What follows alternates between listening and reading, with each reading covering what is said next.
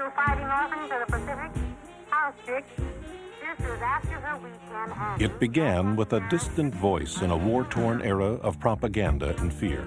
It better be because this is all we question of. Now we call it Japan bashing, but at that time it was very symptomatic of taking an individual and making her larger than life. And this person then becomes symbolic of all Japanese Americans.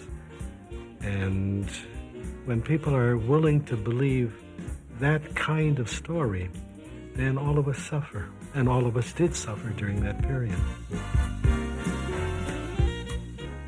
She was stranded between two countries at war and steadfastly maintained that she was an American.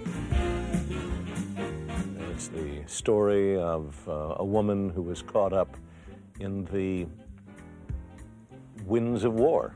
I mean, buffeted about by these incredible events, literally caught as a victim and a scapegoat.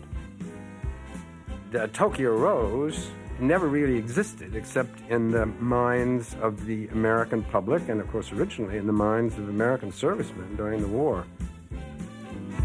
But when the war was over, history would have its object of blame.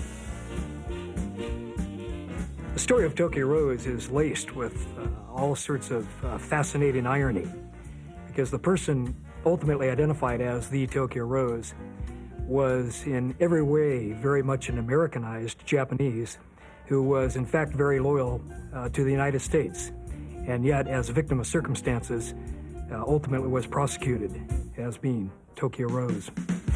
バイオグラフィー東京ローズ戦時下の女性アナウンサーヒストリーチャンネル